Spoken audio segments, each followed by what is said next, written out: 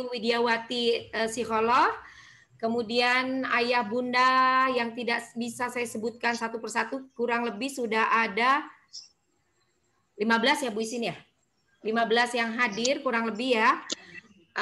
Alhamdulillah sambil berjalan kita mulai saja, karena kalau menunggu sampai nanti takut terpending makin waktu makin berlalu. Terima kasih sekali lagi. Jadi pada hari ini kita menyambung silaturahim kembali yang pertama, kedua menyambung silaturahim dalam rangka biasanya kita melakukan konsultasi psikologi dari hasil tes psikotes pada bulan Desember lalu. Jadi bunda-bunda juga sudah menerima semua hasilnya ya. Insya Allah mungkin saya akan menggambarkan sedikit kepada Bu Pungki. Mungkin ada sebagian yang akan bertanya kenapa, karena persepsi kita mungkin belum sama. Nanti Bu Pungki akan samakan. Setelah mungkin kita sama semua akan subhanallah anak saya cerdas. Walaupun angkanya segini. Jadi mungkin yang menjadi keluhan Bu Pungki, orang tua murid adalah Bu Rini, anak saya lebih cerdas dari kakaknya. Yang tiga-tiganya atau satu-duanya di Rausan. Tetapi kok nilainya di bawah kakaknya. Padahal mungkin banyak, bukan hanya sebatas angka, nilai itu tidak penting, it's never mind gitu ya, nggak penting gitulah sebenarnya. Tetapi mungkin karena kita persepsinya belum sama, maka saya minta nanti Bu Pungki memaparkan secara lugas, tegas, dan setelah itu jikalau ada pertanyaan individu yang cukup secara individu silakan saja. Tapi mohon izin Miss Pungki, kalau seandainya masih ada yang kurang berkenan dan ingin nelpon pribadi atau janjian, boleh nggak Miss Pungki? Boleh, silahkan Bu, nanti saya kasih nomor teleponnya, nanti bisa via WhatsApp, via telepon, atau bila ada waktu nanti kita bisa janjian, bisa ketemuan di Buah Hati. Enggak? Mangga, silakan. Ya, jadi Miss Pungki ini sehari-hari di Buah Hati ya Bunda, yang lokasinya dekat TK Mumtazah sebelahan, ya. Jadi Purnawarman ya, Jalan Purnawarman ya kalau nggak salah ya Bu Isin. Ya benar ya Miss Pungki. Jadi silahkan jika ada ingin konsultasi dan sebagainya bisa ke Buah Hati sebagai rekanan dari KBRA Rausan Fikr yang sudah 12 tahun berkanan dengan Miss Pungki. Jadi udah love forever ya Miss Pungki. 12 tahun ya Bu? Ya, pokoknya udah. Nanti ke Buah Hati aja kalau memang butuh-butuh konsultasi lanjutan. Jadi mungkin itu yang menjadi sedikit gambaran dari saya Bu Pungki mengenai keluh kesah, bukan keluh kesah ya, sedikit pertanyaan dari beberapa orang tua murid tentang yang tadi saya jawab tentang angka dari IQ itu. Nah, karena kayaknya nih sudah pada mau tahu, udah dan tadi sebelum Miss Pungki masuk sudah ada juga yang WA saya, Bu Rini mau nanya ini. Aduh, biar semakin cepat taunya, cepat samanya nih persepsinya ya, kita coba sama-sama mendalaminya, maka saya serahkan kepada Miss Pungki untuk memaparkan dari apa sih maksud dari kita melakukan psikotes kemarin, apakah ingin hanya mengetahui apakah anak ini ready for SD atau mengetahui dia kecerdasan intelijensinya di tahap yang di bagian yang mana, apakah di verbal, apakah di linguistik, di logika matematis, mungkin itu akan dibahas lebih lanjut oleh pakarnya yaitu adalah Miss Pungki. Silakan Miss Pungki, waktunya. Oke, terima kasih banyak Bu Rini atas waktunya. Mungkin bisa langsung kita mulai saja ya. Bismillahirrahmanirrahim. Assalamualaikum warahmatullahi wabarakatuh. Waalaikumsalam warahmatullahi wabarakatuh. Alhamdulillah, alhamdulillah, alhamdulillahirabbil alamin. Wassalatu wassalamu ala asrofil anbiya wal mursalin wa ala alihi wassohbihi ajmain. Amma ba'du. In the name of Allah, the most merciful and the most gracious. Praise be to Allah, the Lord of the world and the Master of the day after. Salawat and salam to our Prophet Muhammad, who always guide us from the darkness into the brightness. Yang saya muliakan dan saya hormati Ibu Rini Apriantini MC selaku Kepala Sekolah RA Rausan Fikr. Yang saya hormati guru-guru RA Rausan Fikr dan stafnya, dan juga bunda-bunda dan ayah selaku parents, orang tua murid dari siswa-siswi RA Rausan Fikr yang dirahmati oleh Allah Subhanahu wa Ta'ala.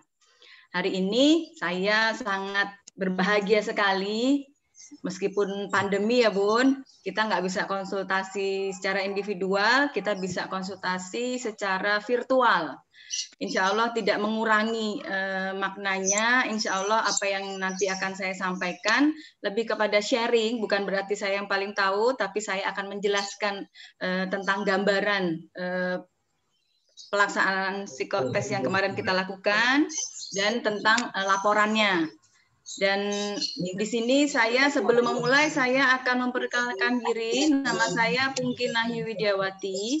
Saya psikolog di Buah Hati yang memang alhamdulillah sudah dipercaya oleh RA Rausan Fikr sudah hampir 12 tahun ya Bu. Saya nggak ngerasa ini. Ya, alhamdulillah. Terima kasih banyak atas kepercayaannya. Insya Allah psikotes yang kita lakukan, pemeriksaan psikologis ini adalah salah satu upaya untuk bisa membantu parents, teachers untuk mengetahui gambaran secara keseluruhan yang dimiliki oleh anak-anak kita. Cuman untuk biar interaktif lagi ya, biar kita nggak boring nih, boleh nggak Bunda open videonya, open cam, Ayah? Kita mau brain jam dulu, boleh nggak sejenak? Biar agak refreshing dulu. Bu Rini, layarnya udah kelihatan belum Bu Rini? Oke, sudah kelihatan ya? Boleh open cam semua Bun? Bu Rini boleh ya? Ya, biar kita refresh, jadi nggak hanya saya yang menyampaikan, tapi Bunda-Bunda juga ikut bergerak dan kita mulai dengan brain jam, hands.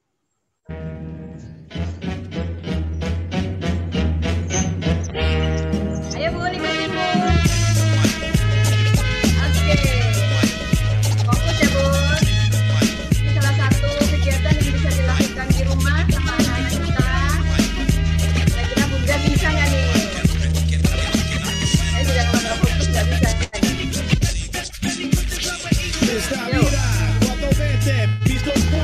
Botellas empty, first 10 rows anointed. The fiesta's popping and all fingers pointed. We had bottles, got the whole crowd jointed. Checking what eyes kept me sweating, oh why? I can't believe every word fly, keep the gleam in your eye.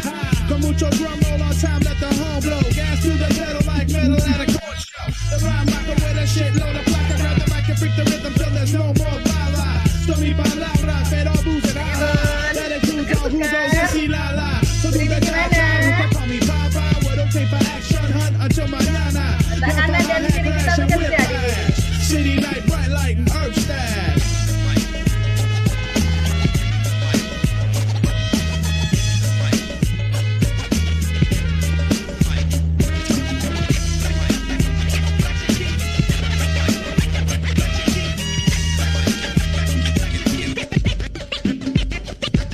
¿Qué ondas, muchacho? Arriba las manos, gabacho moreno, penetra tu barrio. Blazing you with rolas, pero rock back frente.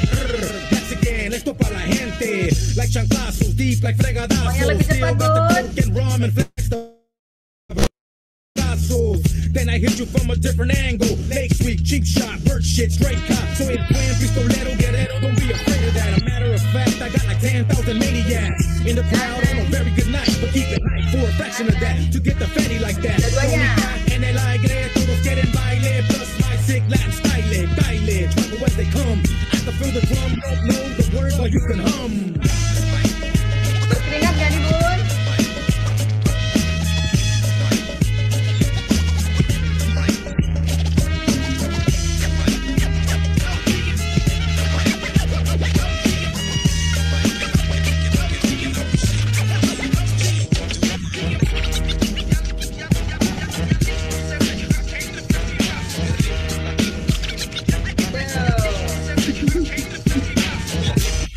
Satu jam nih Bun, kita begini nih. Bun, ini.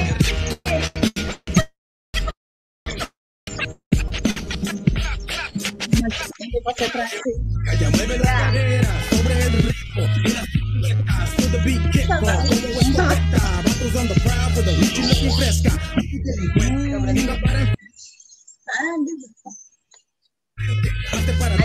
Cause I'm chueco, bent, contact the hierba. Lo que será cuando lo serva. Get your eyes burn, head turn, pupils tight back, stiff and your neck hurt. And then you exert, check the vibe. Who got more freaky than I survived, dodge a hoorah, trying to shoot eyes. So I mueva, smooth, creep and crawl. They got another batch, let it thaw and lay shawl. Won't take fall, this here is when the take off. Trick, take a flick of the click here to face y'all.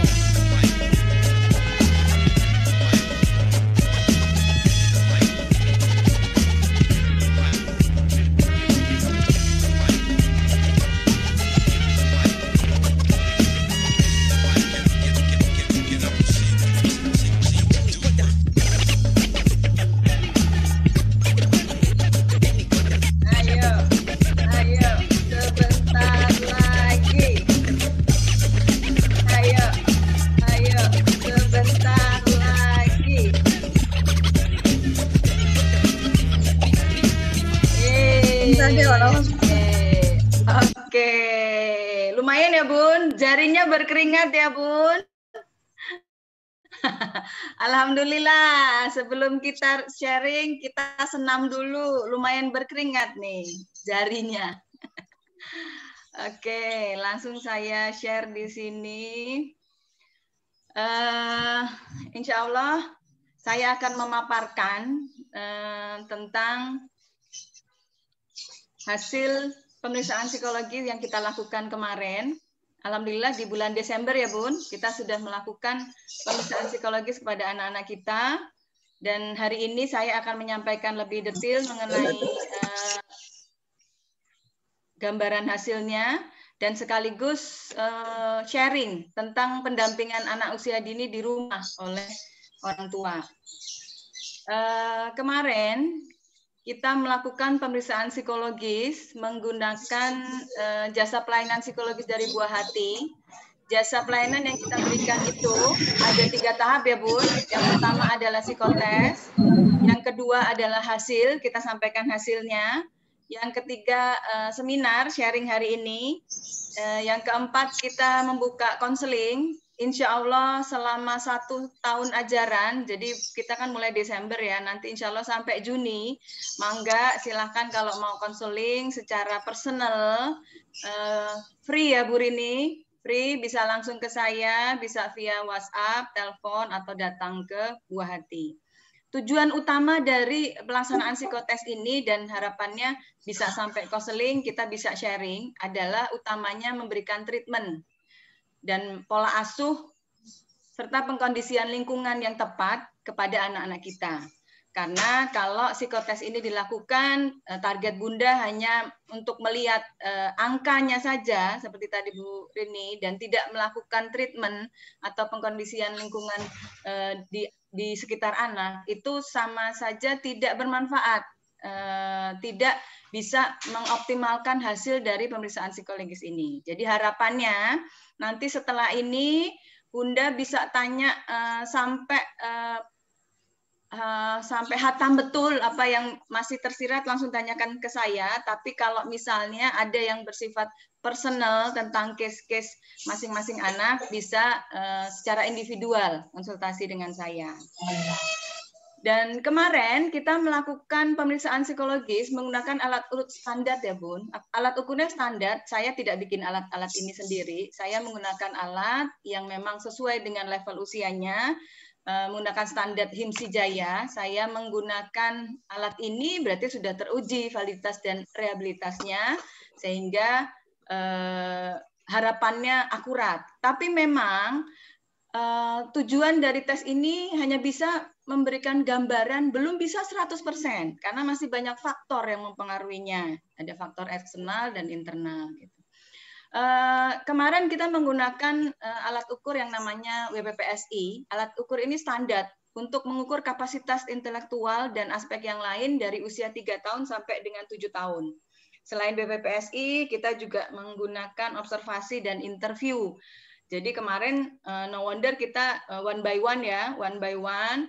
Pada saat pelaksanaan tes kemarin, kita memberikan alat yang sama kepada semua siswa.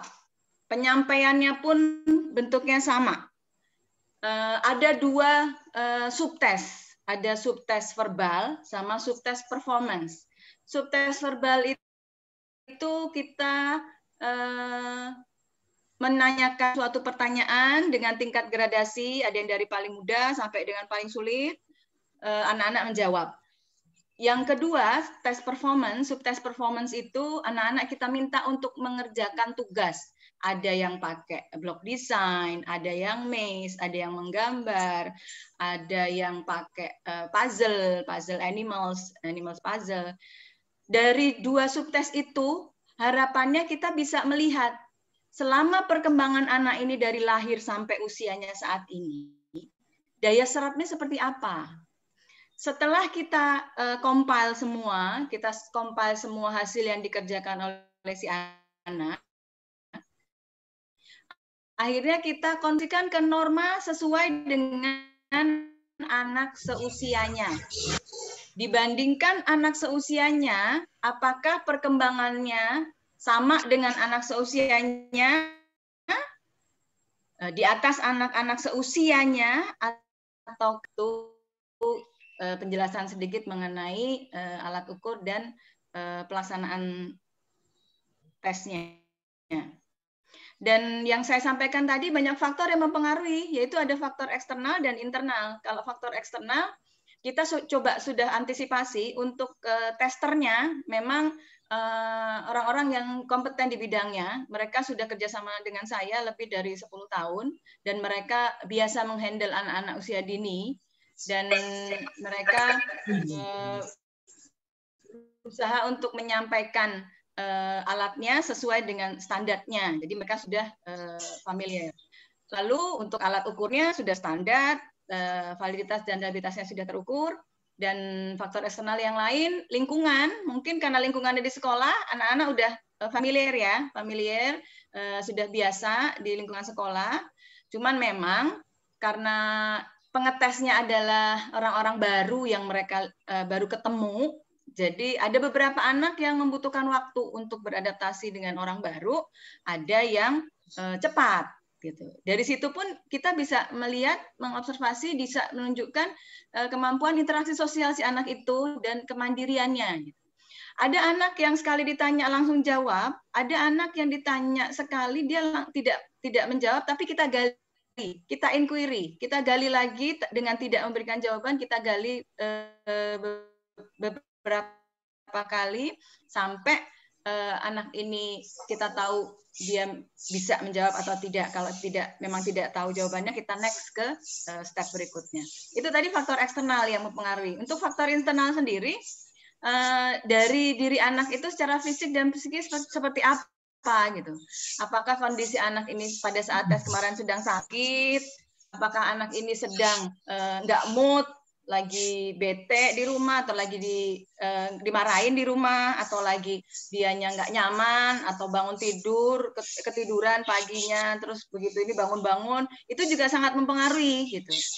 Jadi dari faktor eksternal dan internal tadi yang bisa mempengaruhi hasilnya. Makanya meskipun alatnya standar, memang kita tidak bisa mengungkapkan secara 100% sesuai dengan harapan, juga tidak bisa, karena masih ada faktor eksternal dan internal. Tapi paling tidak ada gambaran IQ verbal dan IQ performance itu bisa mewakili perkembangan otak kiri dan otak kanannya. Untuk IQ verbal itu mewakili perkembangan otak kiri, IQ performance itu mewakili perkembangan otak kanan. Jadi harapannya orang tua tahu. Yang memang yang sesuai dengan harapan adalah dua-duanya balance ya, perkembangan otak kiri dan kanan. Tapi dalam perjalanannya banyak faktor, nanti saya jelaskan. Untuk perkembangan otak kiri dan kanan bisa berbeda, dan itu sebagai informasi untuk orang tua dan guru. Selanjutnya adalah aspek yang terukur. Yang kita ukur kemarin itu ada banyak aspek. Yang pertama adalah kapasitas intelektual. Itu kita lihat dari IQ total. Jadi gabungan dari IQ verbal dan performance, kita gabung, keluarlah kapasitas intelektual atau yang disebut dengan IQ. Lalu ada kesiapan psikologis. Kesiapan psikologis lebih kepada kemandirian, bagaimana anak pada saat diberikan tugas langsung mau mengerjakan atau harus dibantu dulu, atau dia butuh motivasi, itu kesiapan psikologis yang dimiliki oleh si anak. Lalu kematangan sosial, bagaimana kemampuan anak untuk bisa beradaptasi dan berinteraksi sosial dengan lingkungan baru dan orang baru, apakah butuh waktu atau cepat. Lalu ada koordinasi visual motorik, ini terkait dengan motorik kasar dan halus. Kemarin juga kita coba untuk gali, memang untuk yang motorik kasar tidak terlalu tergambar, tapi lebih kepada kemampuan koordinasi visual motorik halus. Lalu ada aspek daya ingat, ada konsentrasi perhatian, dan ada kemampuan berhitung dan ketelitian. Dari satu alat tes saja kita bisa mengungkapkan 8 aspek yang ada dimiliki oleh anak pada saat tes berlangsung, termasuk aspek yang mempengaruhi eksternal dan internal juga akhirnya mempengaruhi ini. Cuman memang kita standarnya kita berikan semuanya sama, kepada semua anak kita berikan sama, standarnya sama. Untuk hasilnya tergantung anak itu sendiri, gitu. Tergantung kemampuan anak itu sendiri. Ada anak yang memang pada saat di adaptasi awal bagus, anak ini cenderung ekspresif, cenderung berani mengungkapkan pendapat. Tapi untuk kemampuan kognitif, pemahamannya, dia cenderung butuh digali lagi, gitu. Kebetulan kemarin kan memang kita waktunya kurang lebih setengah jam ya. Memang standarnya kurang lebih setengah jam sampai 1 jam, tapi memang alhamdulillah waktunya sudah sesuai, dan jadi standar waktunya kita berikan sama untuk semua, termasuk dari alat tes dan waktu. Lalu yang tadi saya sampaikan, ada IQ verbal itu mewakili perkembangan otak kiri, dan performance itu mewakili perkembangan otak kanan. Jadi harapannya sebagai gambaran, si anak ini lebih condong perkembangan otaknya yang ke arah mana gitu. Kalau yang kiri berarti lebih kepada logik, bahasa, analisa, matematika, objektif, dan ada juga tentang rasional gitu. Yang ke kiri. Untuk perkembangan otak kanan itu lebih kepada kreativitas, inisiatif, art, seni, imajinasi, itu diwakili oleh perkembangan otak kanan. Harapannya memang balance dua-duanya. Cuman kan setiap anak punya kapasitas dan potensi masing-masing yang memang berbeda dibandingkan anak satu dengan yang lainnya. Selain itu juga ada heterogenitas anak. Jadi anak itu kita yakini dilahirkan pasti berbeda ya Bun. Anak kembar aja bisa berbeda, apalagi kakak adik atau dengan saudara ataupun tetangga. Makanya kita harus mempertimbangkan individual differences. Itu kenapa orang tua tidak boleh membandingkan anak yang satu dengan anak yang lain. Karena setiap anak berbeda gitu. Kadang ada yang orang tua yang karena dulu misalnya cita-citanya tidak tercapai, akhirnya dia inginkan anaknya yang meneruskan gitu, meneruskan cita-cita. Itu juga nggak boleh, karena kan anak dilahirkan punya potensi masing-masing, punya cita-cita dan keinginan masing-masing. Orang tua hanya memfasilitasi dan mengarahkan. Jangan menjadikan anak itu objek pelampiasan supaya cita-cita orang tua terpenuhi atau tercapai. Itu juga ini lagi beda, akhirnya tidak bisa memahami individual differences itu sendiri. Di dalam individual differences ini memang salah satunya ada faktor kecerdasan, IQ, EQ, dan SQ. Mudah-mudahan pasti tahu ya. Cuman memang untuk IQ, EQ, dan SQ ini kira-kira yang yang bisa mendukung keberhasilan seseorang itu kira-kira yang mana, Bu Rini? IQ kah? Kayaknya harus EQ semuanya, kah? Bu. Penting. Harus semua. Iya, betul sekali. Cuman ternyata yang mendukung keberhasilan seseorang itu IQ hanya 20%, Bu Rini. 20% saja. Selebihnya kecerdasan emosional dan kecerdasan spiritual itu yang mendukung hingga 80%. Jadi no wonder kalau misalnya kita dulu pada saat kita sekolah di level dasar, kita ingat tuh ada teman kita yang juara 1 terus gitu ya. Tapi dia tidak mau bersosialisasi, dia tidak mau bergaul dengan temannya, dia tidak mau mempunyai pengalaman sosial, jadi tidak bisa mengasah emosionalnya, pendekatan agamanya juga kurang bagus. Akhirnya pada saat dewasa, kira-kira dia bisa survive nggak, Bu? Di lingkungan kerja dia keluar masuk karena dia tidak bisa menyesuaikan diri. Pada saat ada masalah kerjaan dia deny, nggak bisa nerima dan merasa misalnya saya dikungkung di apa, padahal itu butuh kecerdasan emosional dan spiritual. Jadi memang IQ ini hanya mendukung keberhasilan seseorang hanya 20%, sisanya emosional dan spiritual. Tugasnya ada di mana itu pengembangan emosional dan spiritual? Yang utama adalah kita keluarga, betul sekali. Orang tua yang memang paling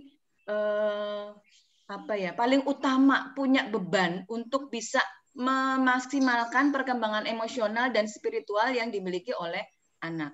Kalau sekolah, iya betul, sekolah hanya membantu supaya anak-anak terstimulasi secara emosi dan secara spiritualnya. Sekolah berapa lama sih, Bu? Paling 2 jam. Kalau kemarin, sekarang malah nggak ada ya pertemuan tatap muka. Lebih lama di rumah. Jadi memang tugas utama yang paling berat adalah orang tua. Saya juga merasakan nih sebagai orang tua. Kita yang menjadi panglima paling utama untuk bisa memaksimalkan perkembangan emosional dan spiritual. Lalu yang selanjutnya ada bakat dan minat. Jadi kalau dibilang bakat itu adalah cenderung ke bawaan, potensi yang dia miliki sejak lahir. Tapi kalau minat itu lebih kepada dia senang, ketertarikan. Dia senang ke arah mana? Apakah ke olahraga, apakah ke seni, apakah ke akademik bisa juga. Dia punya ketertarikan ke akademik, ke fisika, ke math, itu bisa juga. Dari sini orang tua harus balance. Kalau zaman sekarang udah nggak ini ya, udah nggak wise kalau orang tua hanya menuntut anak untuk punya nilai tinggi di akademik tanpa bisa membalanskan di arah minatnya.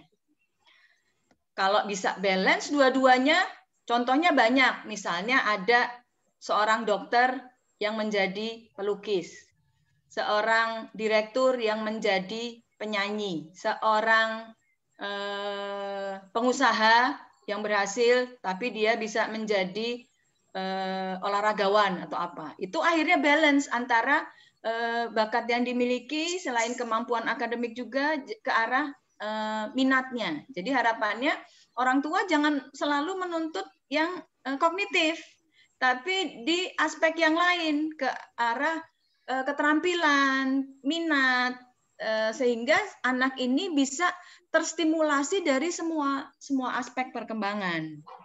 Selanjutnya ada motivasi. Memang ada anak seusia usia dini yang sudah memiliki motivasi belajar atau sudah memiliki motivasi untuk berprestasi, ada. Tapi mungkin jarang sekali. Yang lebih banyak adalah orang tua yang berusaha untuk menumbuhkan motivasi anak ini supaya bisa sesuai dengan harapan. Tapi ada kemungkinan anak ini sudah muncul motivasi dari dirinya. Tapi kalau belum muncul, tugas orang tua lah yang paling utama untuk bisa memunculkan motivasi anak untuk belajar dan untuk berprestasi atau untuk mengikuti kegiatan-kegiatan positif yang lainnya. Dan yang terakhir adalah gaya belajar. Memang gaya belajar ini setiap anak berbeda. Ada yang kinestetik, ada yang audio, dan ada yang visual. 3 gaya belajar ini memang setiap anak beda-beda. Ada yang combine antara misalnya dia kinestetik dan audio, ada yang visual dan kinestetik. Untuk pertimbangan individual differences ini, keempat aspek ini, untuk anak usia dini memang masih dalam taraf perkembangan, masih dalam taraf mencari-cari anak ini kecerdasannya ke arah mana, lebih dominan kemana, emosinya seperti apa, spiritualnya, bakat minatnya seperti apa, motivasinya gimana, dan gaya belajarnya apa, mereka masih meraba-raba. Cuman memang untuk IQ sendiri masih sangat ada kemungkinan untuk berkembang, Bun. Jadi dari usia 0 sampai 17 tahun, IQ ini akan sangat bisa mengalami perubahan. 0 sampai 17 tahun. Kalau sudah 17, sudah ya udah, itulah kemampuan IQ yang dia miliki sesungguhnya. Bagaimana perkembangannya naik atau itu turun, itu pengaruhnya adalah faktor eksternal dan internal. Si anak ini menyadari nggak apa yang memang belum muncul pada saat keseharian, apa yang memang belum bisa dia capai, akhirnya memunculkan motivasi dari dirinya sendiri untuk bisa mengasah kemampuan intelektualnya atau tidak, atau dukungan dari eksternal, dari orang tua, lingkungan sosial, dan lingkungan sekolah. Kira-kira seperti apa? Misalnya anaknya sudah mulai nih, Mama ayo belajar dong, sebentar dong, ini ada drama Korea belum selesai, sabar ya, udah mau nonton drama Korea dulu, kira-kira gimana Bun? Terus misalnya, Papa aku mau tanya dong, ini mobilnya lagi cuci, Papa lagi nyuci mobil nanti ya, sana sama kakakmu aja gitu. Kira-kira gimana lingkungan, mendukung nggak seperti itu? Kadang kita ya secara tidak sadar, kita sebagai orang tua, sebagai manusia, ya wajar lah punya kejenuhan, punya capek. Tapi pada saat anak membutuhkan, mau nggak mau kita harus ready, harus menjadi orang tua yang siaga. Kita menyingkirkan kebutuhan pribadi kita untuk mengekspresikan keinginan pribadi kita untuk memenuhi kebutuhan si anak ini. Papa ini gimana? Oh ya, apa nak? Apa dek? Gitu. Gimana dek? Ayo gini kita bahas apa gitu. Kasih waktu untuk anak, berikan waktu sebanyak-banyaknya untuk anak. Sesekali ada waktu berdua antara ayah dan anak atau bunda dengan anak supaya anak itu bisa dekat dengan kita. Next, kalau dia sudah di level berikutnya, dia akan menganggap kita teman. Begitu ada masalah, dia akan lari ke kita, bukan lari ke orang lain. Ini faktor yang mempengaruhi keberhasilan seseorang tadi yang saya sampaikan. IQ itu hanya 20%, sisanya EQ dan SQ 80%. Jadi Bunda jangan khawatir ya. Ini yang angka ini sebetulnya tidak menggambarkan keberhasilan seseorang nantinya, tapi hanya memberikan gambaran. Faktor eksternal dan internal tadi juga mempengaruhi hasilnya, tapi yang utama adalah emosi dan spiritual dari anak yang distimulasi oleh orang tua dan sekolah dan lingkungan sosial, sehingga bisa mendukung keberhasilannya nanti di usianya yang sesungguhnya. Ini perkembangan karakter dan kapasitas anak itu banyak faktor yang mempengaruhi ya Bun. Salah satunya adalah faktor genetik, faktor keturunan. Percaya nggak percaya? Ya Bun ya, anak kita, mosok mirip sama tetangga. Anak kita pasti juga membawa genetik kita, gitu. Jadi kadang secara nggak sengaja, Bu Rini tahu banget tuh anak saya yang di Rausan, anak saya di Rausan semua, udah percaya banget 100% sama Rausan ya. Ada yang begitu, mamanya banget ini, gitu. Ada yang begini, bapaknya banget nih. Tapi tidak menjadi suatu pembenaran. Udahlah biarin, bapaknya begitu, anaknya memang pasti begitu. Tidak seperti itu juga gitu. Karena masih ada faktor pola asuh. Ada faktor pola asuh yang sangat menentukan supaya anak ini bisa berkembang sesuai dengan harapan. Jadi sangat bisa untuk kita pola. Kan orang bilang Allah bisa karena biasa ya Bun. Kalau kita tidak biasakan, kalau kita tidak rutinkan perilaku, kebiasaan, adat, kebiasaan agama, karakter itu tidak dibiasakan, disiplin itu tidak dibiasakan, anak mana bisa, Bu, Bunda? Anak tidak bisa langsung tahu-tahu rajin sholat sendiri tanpa disuruh gitu. Jarang banget yang begitu ya, Bu, Bun. Selalu kita ingetin. Tapi begitu kita ingetin sekali kok nggak nurut, Allah ya udahlah, yang penting aku ingetin. Nggak begitu, Bun. Anak itu memang harus sering kita ingatkan. Jadi urat sabar Bunda gitu harus dipanjangkan. Memang ini adalah tanggung jawab kita. Kalau bukan kita sebagai orang tua siapa? Saudara udah punya anak sendiri, udah ngurusin anaknya sendiri. Kita yang memang ini adalah anak kita, tugas kita. Jadi kalau kita mengingatkan anak 3 kali, 5 kali belum jalan, ya kita ingatkan lagi. Jadi sabar itu sebetulnya tidak ada batas ya, Bun. Apalagi kita sebagai orang tua. Kalau orang-orang bilang sebagai excuse gitu ya, sabar itu juga ada batasnya gitu. Sebetulnya enggak. Kalau udah sabar, itu kan kita sadar betul. Oh iya, saya harus bersabar untuk menunggu anak ini memiliki insight, memiliki kesadaran untuk berubah. Bu Istin atau Bu Rini yakin nggak? Saya dulu berubah dari yang awalnya saya introvert sekali. Sampai saya bisa banyak bicara pada saat ketemu orang. Itu pada saat saya kuliah, Bu. Dari SD sampai SMA, itu saya kalau nggak disenggol, saya nggak bicara. Dan banyak kegiatan kebiasaan-kebiasaan yang kita muncul pada saat muncul insight dari diri kita, dan kita sudah muncul kesadaran, akhirnya akan berubah. Makanya anak ini tetap kita stimulasi, tetap kita ingatkan terus, tetap kita berikan rangsangan, tetap kita biasakan, tetap kita polakan untuk ada perubahan tergantung insight dan kesadaran dari anak itu sendiri. Jadi ya sabar tidak ada batasnya. Sampai betul-betul anak ini sadar dan akhirnya muncul insight dan akhirnya merubah dan mengikuti instruksi dari kita. Atau faktor anak ini mempunyai karakter bawaan yang memang sudah tidak bisa kita rubah lagi. Memang kapasitasnya seperti itu. Jadi 3 faktor ini sangat mempengaruhi perkembangan karakter atau kapasitas seseorang. Jadi seperti kalau misalnya Bunda atau Ayah beli pisau, pada saat kita beli pisau itu tajam ya, tajam. Tapi kalau kita tidak sering pakai, didiemin aja, masih tajam nggak? Lama-lama tumpul, iya, begitulah karatan, iya, nggak kepake. Makanya analoginya seperti itu. Pada saat kita diberikan amanah oleh Allah dengan segala potensi dan kapasitasnya, kita tahu itu ada faktor genetik dari kita sadar betul, kita berusaha untuk menstimulasinya dengan pola asuh, baik di lingkungan rumah, sekolah, maupun lingkungan sosial.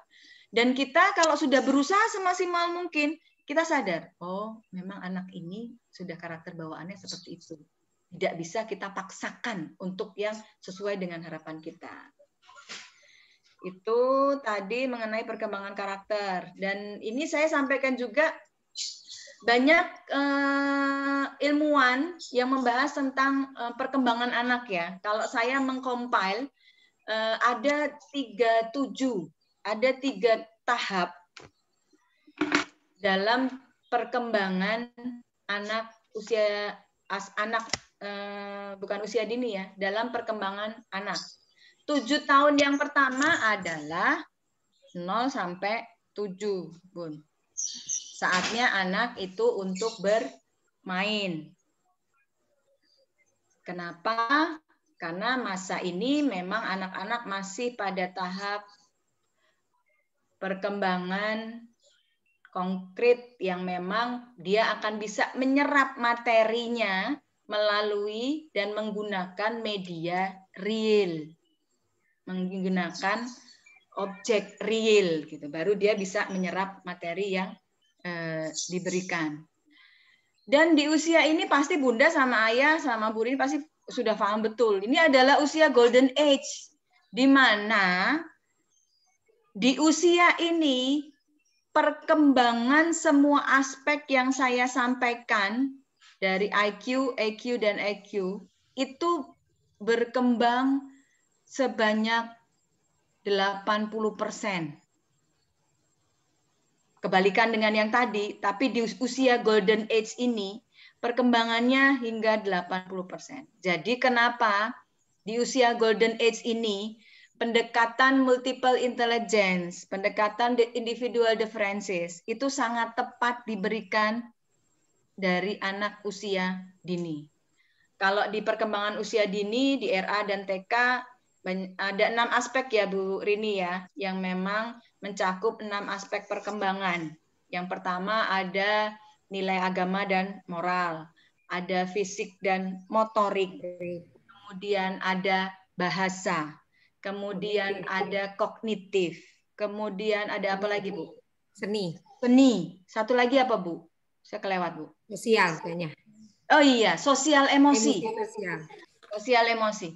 Jadi dari ke-6 aspek ini memang sangat utama untuk dikembangkan di usia tahap bermain dari 0 sampai 7. Supaya di next levelnya, di tahap berikutnya, itu anak sudah siap untuk menerima materi yang membutuhkan pemahaman yang lebih kompleks lagi, yang membutuhkan fokus dan konsentrasi yang lebih lagi.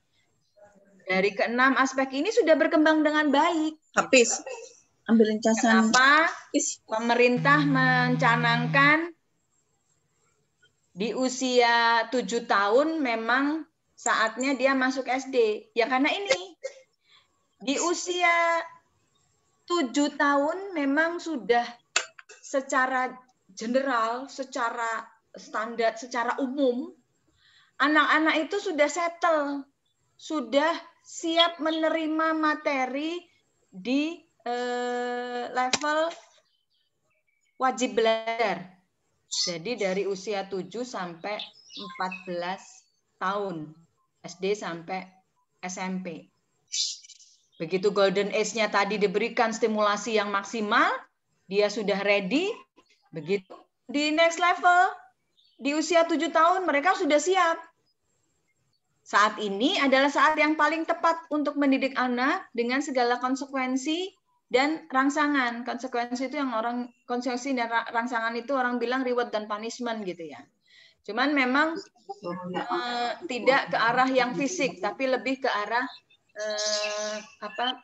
psikis seperti pujian, seperti penghargaan, dan di satu sisi dikurangi haknya. Atau konsekuensi dikurangi haknya apabila tidak sesuai dengan harapan. Di usia belajar ini memang anak dituntut untuk fokusnya belajar gitu. Jadi kalau tidak dibiasakan di saat tahap bermain itu dia belajar dengan media bermain, di level yang 7-14 ini dia tidak akan terbiasa untuk belajar juga. Jadi jangan salah ya Bun, Bu Rini, di level usia bermain kita sangat bisa mengajak anak untuk belajar, tapi caranya memang sambil bermain dengan menggunakan media bermain.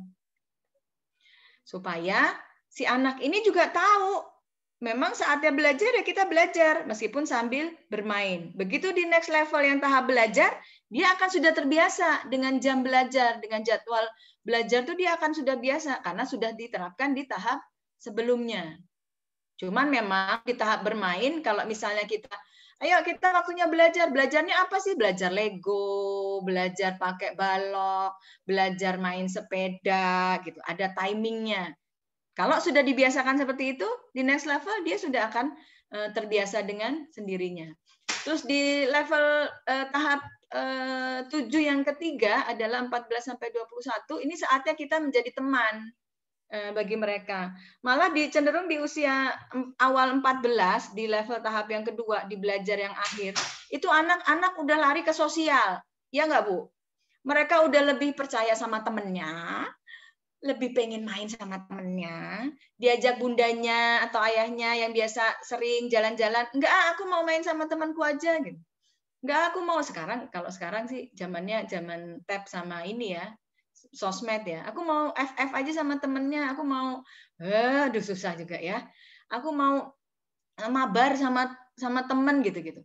Inilah kalau kita tidak bisa menjaga hubungan pada saat tahap usia pertama, tahap bermain dan belajar dengan anak-anak, begitu mencapai usia tahap ketiga, 37, 14 sampai 21, kalau ada masalah, dia akan cenderung ke temannya.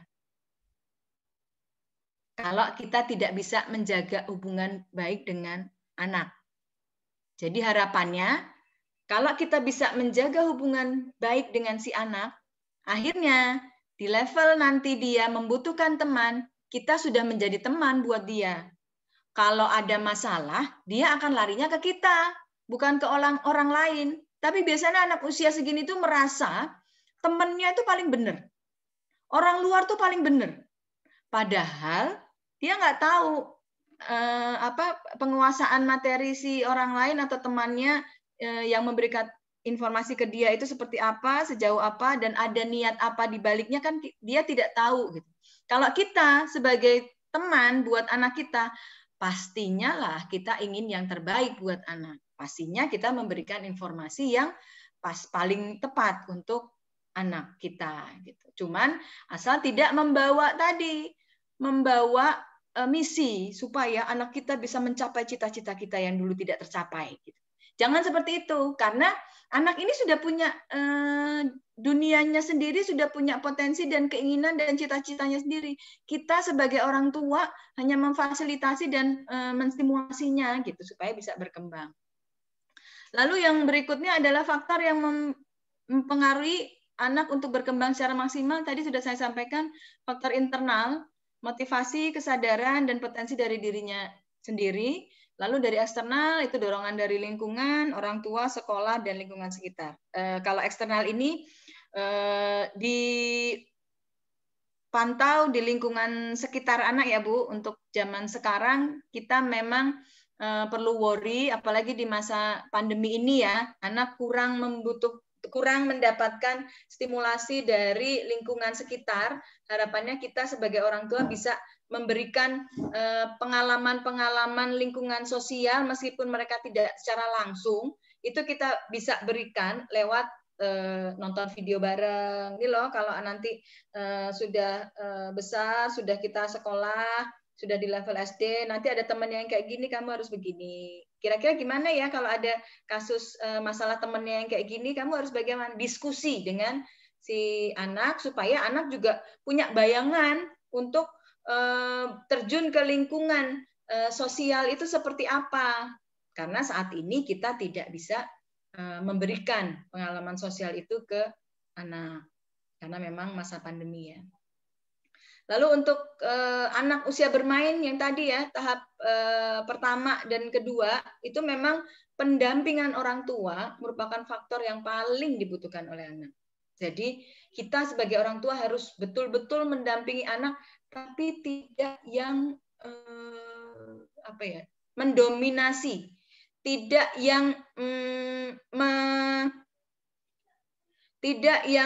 mendikte. Tidak yang mendikte, tapi kita memfasilitasi, kita mendukung anak, mendampingi anak supaya bisa berkembang sesuai dengan potensi dan kemampuannya yang dimilikinya. Pendampingan orang tua yang diharapkan ada beberapa hal yang perlu diperhatikan, yaitu yang pertama, menanamkan disiplin pada anak. Karena kalau anak sudah terbiasa disiplin, menjalankan semua aktivitas kesehariannya, terutama yang berkaitan dengan kemandiriannya, dimulai dari rumah, nanti di lingkungan sosial atau sekolah, dia akan sudah terbiasa untuk disiplin dan menjalankan semua aktivitas sosial secara mandiri. Terus yang berikutnya, orang tua harus memberikan contoh yang positif.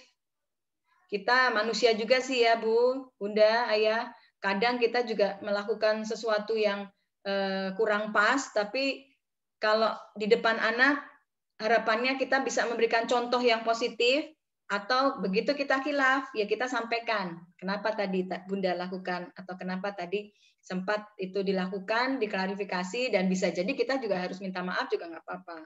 Kadang kan misalnya kita ada masalah sosial dengan tetangga, terus habis itu tetangganya datang cari kita, bilang mama nggak ada, pernah nggak Bun? Bilang mamanya lagi apa? Pernah nggak Bun?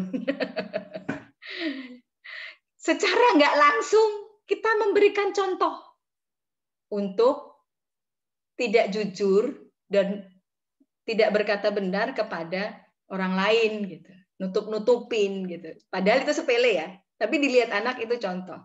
Ada banyak hal yang sebetulnya di hati kecil kita pada saat anak kita melakukan sesuatu yang tidak sesuai.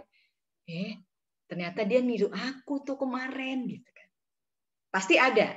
Jadi harapannya begitu kita tahu, kita berusaha untuk memberikan yang terbaik buat anak, berusaha untuk memberikan contoh yang terbaik untuk anak, yang positif tentunya.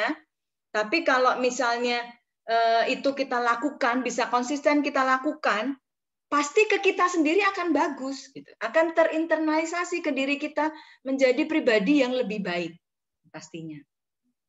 Lalu tetap terus pendekatan terhadap guru dan wali kelas, karena kalau di sekolah otomatis guru yang paling paham tentang anak kita, tapi beda dengan kondisi saat ini ya.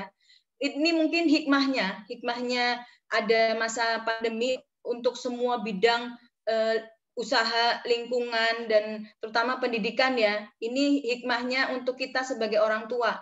Di masa pandemi ini, akhirnya Allah memberikan satu ujian kepada kita untuk bisa merasakan fitrahnya kita sebagai orang tua yang sesungguhnya.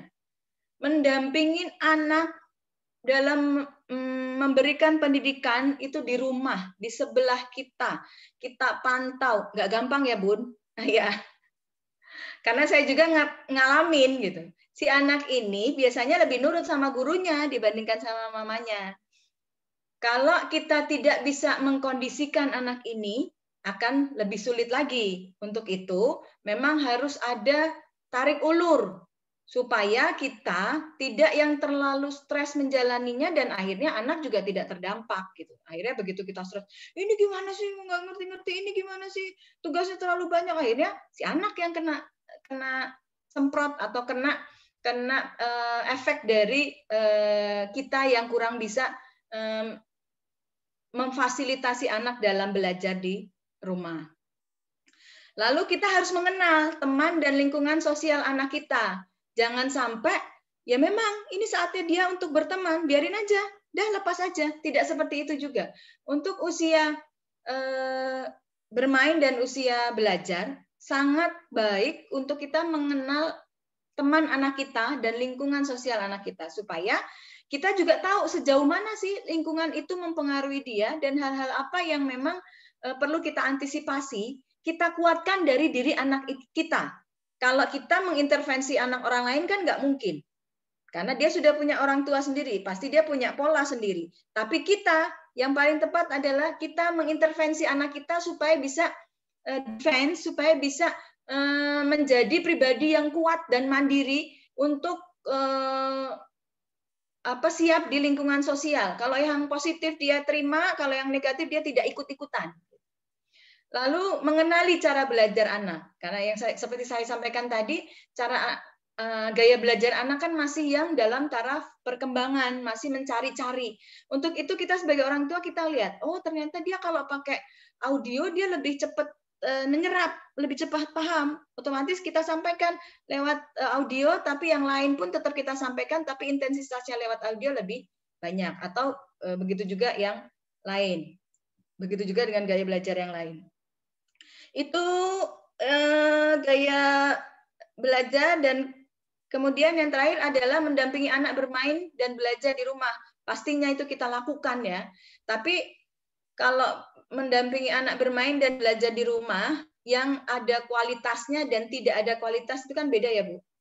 Sama-sama di rumah belajar dalam satu rumah. tapi masing-masing pegang handphone sendiri, masing-masing pegang tab sendiri, dan tidak ada komunikasi. Itu berarti ada kualitas atau tidak? Pastinya tidak ada kualitas. Tapi begitu anak itu belajar dengan handphone, orang tua standby di situ. Kalau misalnya bekerja, ada kan pihak lain yang bisa mendampingi dia, atau minta waktu dengan bu guru, jamnya disesuaikan dengan orang tua ada di sampingnya, atau pihak lain yang bisa mendampingi mewakili orang tua. Jadi pada saat dia berinteraksi dengan orang lain di handphone atau dia menggali informasi dari sosmed, si orang tua tahu. Lalu bisa dibahas. Ini kira-kira baik nggak? Menurut kakak gimana? Kalau menurut Bunda begini, menurut kakak gimana? Jangan salahkan dulu. Jangan di judgement dulu. Karena anak sekarang paling tidak suka untuk apa sih aku salah melulu gitu. Begitu yang kita judgement dia akan begitu. Tapi begitu kita tanya pendapatnya, lalu kita arahkan yang nanti kalau efeknya yang baik seperti ini, efeknya tidak baik seperti ini, menurut kakak pilih yang mana gitu. Menurut kakak baik yang mana? Dia akan terbuka wawasannya atau pikirannya. Yang selanjutnya ini salah satu alternatif. Jadi buat rencana program kegiatan di rumah itu bersama-sama dan disetujui bersama-sama, baik dalam bermain maupun dalam belajar. Jadi supaya kedua belah pihak pun fun menjalaninya, tidak yang saklek. Bunda bilang kakak belajar dari jam segini sampai jam segini. Habis itu makan, habis itu ini, habis ini. Tidak seperti itu. Tapi kita bicarakan supaya anak ini merasa ini bagian dari keputusannya dan akhirnya bisa dijalani dengan ikhlas gitu. Plus bisa juga untuk anak-anak usia dini dipancing dengan reward dan konsekuensi tadi ya, reward dan punishment. Cuman memang perlu disesuaikan yang proporsional. Yang terakhir, upaya-upaya yang dilakukan orang tua. 1, jangan jadi pengkritik. Kita kadang begitu nggak, Bun? Begitu anak lagi ngapain, kok begitu sih? Menurut mama begini ya. Biarkan dia selesaikan dulu pekerjaannya. Lalu hargai hasil karya anak dalam bentuk apapun. Beri pujian di saat yang tepat. Pujian pun jangan berlebihan juga. Sedikit-sedikit langsung dipuji. Sedikit, nanti dia nggak efektif lagi pujiannya. Jadi pujiannya, penghargaan diberikan pada saat yang tepat dan proporsional, tidak berlebihan dan tidak kurang atau tidak pas gitu. Lalu apabila ada perilaku anak yang kurang pas di mata orang tua, sampaikan, tapi tetap jelaskan bahwa orang tua tetap menyayangi anak ini. Jadi begitu dia, mama nggak suka kalau kamu begini, begitu nggak suka, dikiranya nggak suka seterusnya, dikiranya nggak suka dan nggak sayang gitu. Tetap harus ada penjelasan setelah itu bahwa orang tua tetap sayang kepada anaknya. Lalu bangun kepercayaan diri dengan tidak merendahkan anak. Kadang sempat nggak kita kelepasan misalnya. Udah mama aja, kamu pasti nggak bisa deh. Udah minta tolong kakak deh, biar ini kamu biasanya nggak bisa kok gitu. Jangan underestimate. Kita kasih kesempatan anak untuk berusaha supaya muncul kepercayaan dirinya. Jangan melabel buruk. Kadang ada yang sempat bercanda ya. Saya juga sebagai manusia kadang sempat yang si endut, si ini, apalagi yang lebih kasar lagi gitu. Ini pun kalau begitu termindset di anak, akhirnya akan jadi label. Dan itu akan tertanam si anak. Dia akan benar-benar bandel, dia akan benar-benar lelet. Harapannya ini diganti label yang positif. Gitu, supaya anak juga yang di mindset dia, yang terlabelkan di pikiran dia adalah yang positif. Lalu tunjukkan bahwa orang tua tertarik apa yang mereka kerjakan. Pastinya yang harus positif. Lalu buat agar mereka tahu bahwa orang tua tuh menerima mereka apa adanya. Misalnya memang dia udah berusaha tapi hasilnya belum optimal, ya it's okay. Ya udah, yang penting besok berusaha ya, lebih baik lagi. Gak apa-apa kok. Terus anak juga sangat sensitif. Jadi kadang kata-kata yang menyakitkan itu juga berpengaruh buruk kepada mereka. Otomatis yang kita sampaikan adalah hal-hal yang positif. Dorong mereka untuk menemukan kemampuannya. Jadi kalau saat ini di sekolah mungkin ada beberapa stimulasi kognitif, stimulasi yang lain pun juga harus diimbangi dari arah minatnya. Seperti di sekolah kan pasti ada dancing, ada coloring, ada berenang, ada nyanyi, itu juga distimulasi. Lalu percayai mereka untuk memilih pilihan mereka sendiri dan hargai. Jangan yang di underestimate. Masih bagusan yang ini. Lalu dorong mereka untuk berpendapat dan punya penilaian sendiri. Ini harus sering dimunculkan meskipun mereka masih usia dini ya. Misalnya mau beli mainan atau mau beli bando aja. Menurut kakak bagus yang mana? Kalau yang ini kenapa kak? Emang kenapa ini lebih bagus dari yang itu? Biarkan dia berani untuk mengungkapkan pendapat dan menilai sendiri. Jangan orang tua yang menilai atau jangan selalu orang tua yang memilihkan. Nanti si anak jadi tidak terbiasa untuk menentukan pilihannya sendiri dan akhirnya dia tidak menjadi decision maker yang baik. Gitu. Jadi biasakan dari usia dini. Jika orang tua ingin mengkritik, cobalah dengan cara yang positif. Jangan yang, itu kok jelek banget sih kak, yang ini aja pilihan bunda. Jangan begitu juga. Gitu. Misalnya, kalau misalnya diganti yang ini, kira-kira lebih bagus nggak kak? Gitu. Coba yang pakai yang ini. Supaya si anak merasa pilihannya tidak dijatuhkan. Itu mungkin yang saya sampaikan. Waktu saya sampai jam berapa Bu Rini, Bu Istin? Ya, oke. Tadi sudah diingetin sih. Udah ya? Pakai apa ngingetinnya? Di chatting pribadi tadi. Oh ya Allah, maaf. 1 jam, alhamdulillah ya. Tadi yang pakai ya. 15. Nggak apa-apa kalau yang dengerin enak sih nggak apa-apa. Kayaknya saya takut yang dengerin bosen, Bun.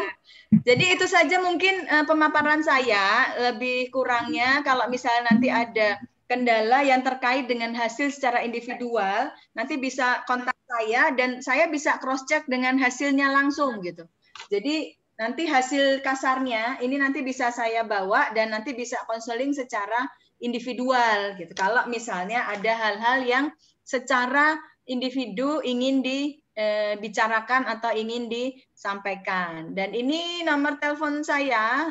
Mangga silahkan apabila mau dicatat atau berkenan untuk sharing lebih detail lagi terkait dengan putra-putri Bunda person by person, silahkan waktu dan tempat saya sediakan. Cukup sekian mungkin dari saya ya, panjang kali lebar nih Bu Rini, mohon maaf. Terima kasih banyak. Apabila ada salah-salah kata, mohon dibukakan pintu maaf yang sebesar-besarnya. Wassalamualaikum warahmatullahi wabarakatuh. Waalaikumsalam warahmatullahi wabarakatuh. Ya, kita balik lagi nih bunda-bunda semuanya. Insya Allah tadi sudah ada yang boleh raise hand ya Bu Isin ya. Boleh langsung dibuka saja di mute-nya langsung aja, silahkan. Bunda Fakia tadi yang bertanya nih. Ayo siapa yang mau bertanya boleh raise hand, boleh di chat, silahkan yang mau chat di chat. Atau mau ngobrol langsung dengan Miss Pungki, bertanya langsung silahkan. Mangga Bun, silahkan Bun. Apa tadi saya terlalu cepat atau bagaimana Bun? Kira-kira Bu Rini jelas nggak tadi yang saya sampaikan? Jelas, insya Allah jelas sekali. Kalau insya Allah, mungkin saya mewakili tadi pertanyaan adik orang tua murid, Miss Pungki ya. Nanti mungkin ini mewakili bunda-bunda semua. Boleh silakan. Iya, mungkin bunda-bundanya belum mau nanya, lagi dicatat kali, lagi mencatat dulu apa yang mau ditanya. Jadi dari 3 anak. Yang hasil IQ-nya terendah adalah anak yang ketiga ini gitu ya. Padahal semuanya sekolahnya di Rausan gitu ya. Dan bundanya menganggap bahwa padahal anak ketiga ini paling cerdas dibanding kakak-kakaknya. Tetapi kenapa IQ Ananda di bawah kakak-kakaknya, bahkan di bawah 100 misalnya gitu ya Miss Pungki ya. Karena tadi kan mungkin persepsi bahwa IQ itu is forever gitu ya. IQ itu is more than important things dan lainnya gitu ya. Ternyata 20% mungkin sebelum ini dia tahu gitu ya, Bun. Tapi mungkin boleh dijelaskan apakah ada human error, apakah tadi faktor internal yang besar dari Ananda yang apakah kurang sehat pada saat itu, ada pengaruh itu nggak?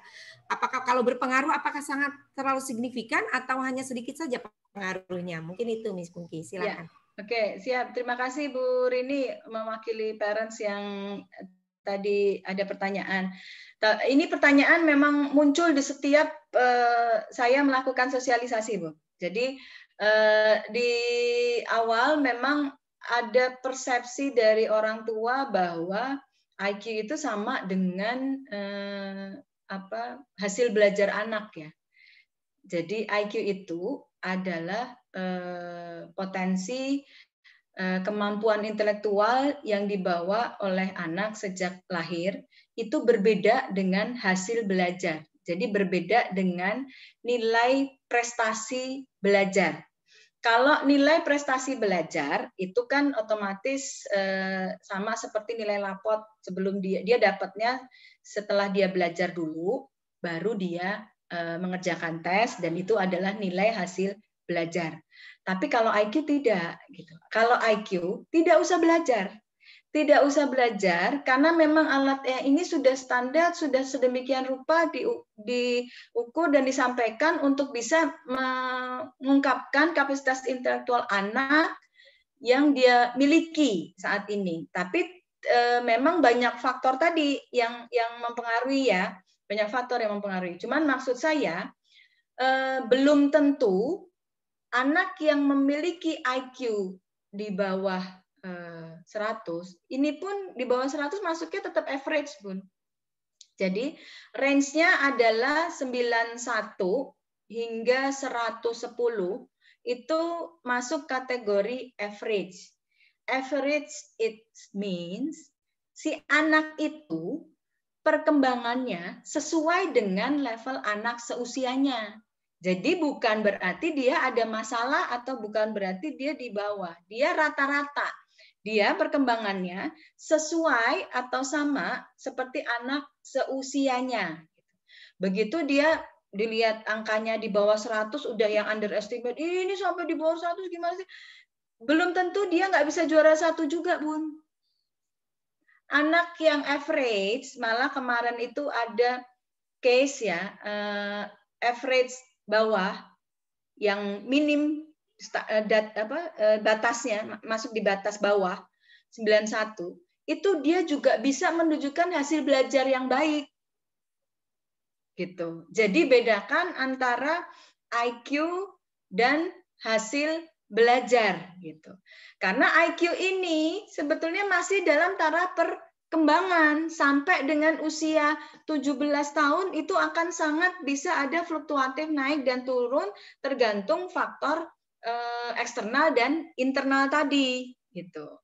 Jadi kalau si anak misalnya dia punya kapasitas intelektual yang average, tapi anak ini punya kesiapan psikologis yang baik, anak ini punya kemandirian yang baik, anak ini ekspresif, anak ini lebih berani mengungkapkan pendapatnya, lebih berani mencoba, lebih berani mengerjakan atau cukup mandiri, akhirnya dia akan memperoleh hasil belajar yang baik juga.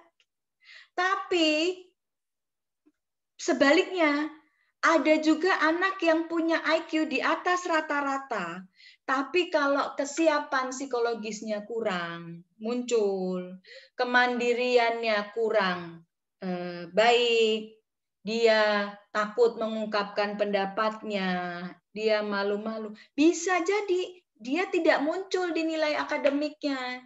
Bisa juga hanya belum tereksplor gitu loh. Belum terekspresikan dalam nilai akademik, dalam nilai hasil belajar. Jadi untuk itu kita kalau mengetahui gambaran IQ saat ini, harapannya apa yang harus kita lakukan? Karena memang sangat panjang, perjalanannya masih sangat panjang. Anak-anak ini kan rata-rata usianya 6 ya Bun, 5 sampai 6, ada yang 7 juga. Nanti di next level apa nih yang harus kita lakukan? Ternyata IQ performance dia lebih tinggi. Oh, berarti perkembangan otak kanannya dia lebih tinggi. Berarti dia kita arahkan ke kegiatan-kegiatan yang lebih ke arah kreativitas, logical thinking, dan dia akan lebih menangkap materi dengan menggunakan media atau media visualisasi atau menggunakan objek real gitu, dibandingkan yang pemahaman bahasa atau hafalan atau yang lainnya. Tapi untuk saat ini di level usia dini memang sangat disarankan, sangat dianjurkan untuk bisa menstimulasi semua aspek perkembangan otak kiri dan kanannya supaya bisa seimbang gitu. Cuman kan memang kalau memang bawaannya dia lebih dominan yang kanan, tetap yang kiri pun kita stimulasi. Tetap kita berikan, misalnya si anak ini lebih dominan yang kanan, ya udahlah, yang hafalan nggak usah dikasih juga, jangan begitu juga. Tetap kita berikan, tetap kita sampaikan supaya menstimulasi dan akhirnya mempolakan si anak ini terbiasa gitu dengan dengan pembiasaan yang kita berikan.